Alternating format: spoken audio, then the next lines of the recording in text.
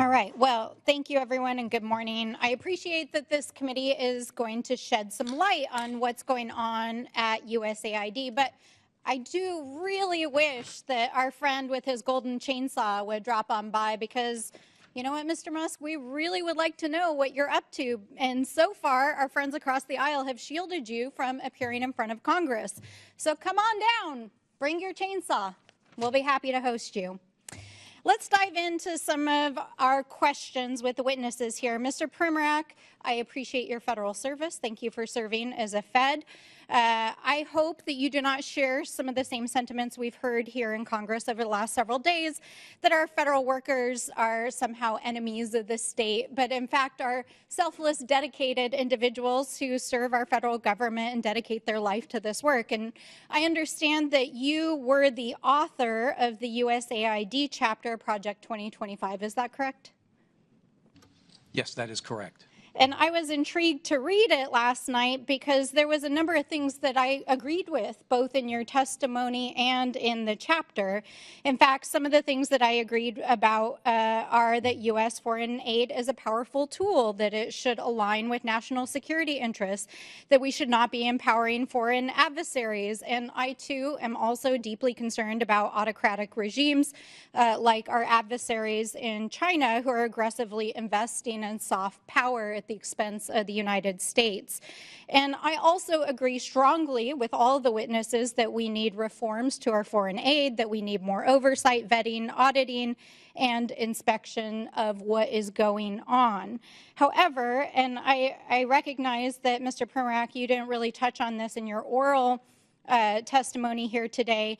I was surprised that in Project 2025 and some of your other statements that one of the primary areas that you really have disagreed with the foreign aid that has happened under other administrations is in the areas specifically of climate change, LGBTQ rights issues, and promoting diversity and DEI. Is that correct?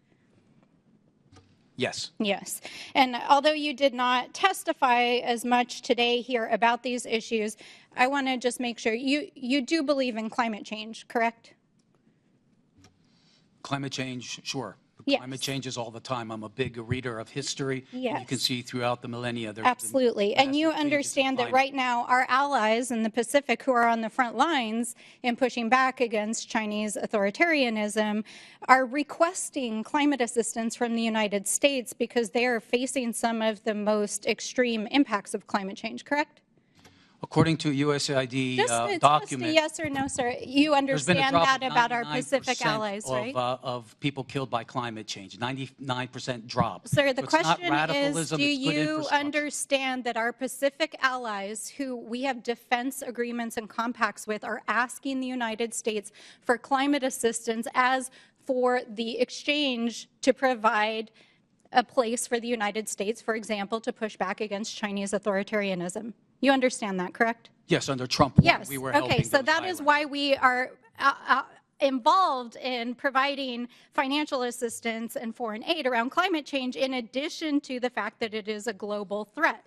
Now, I understand that you also, and I'm not even going to use the language here because I very much disagree with it, but I just want to ask, you agree that LGBTQ people exist and have human rights, right? Absolutely. We were doing that under Trump 1. And you also agree that our governments and our institutions should look like and reflect the people that they represent, especially overseas?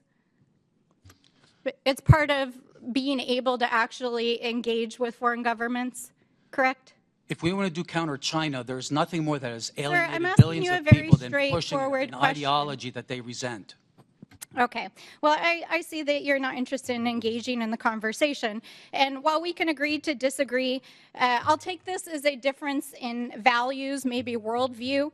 But I just want to point out here that this perfectly aligns with what the Trump administration is doing in trying to gut programs around diversity, equity, inclusion, supporting LGBTQ rights and human rights overseas, and climate change, and helping our allies overseas. And this is not waste, fraud, and abuse. This is a different worldview. You can't just call something waste, fraud, and abuse because you disagree with it. Now, Mr. O'Neill, it's nice to see you here again. Oh, I am out of time, and I will circle back. Thank you. I now recognize the gentleman from Texas, Mr. Cloud, for 5 minutes. Thank you, Chairwoman, and I appreciate you holding this hearing. I appreciate you witnesses for being here. It's been astonishing to watch. We already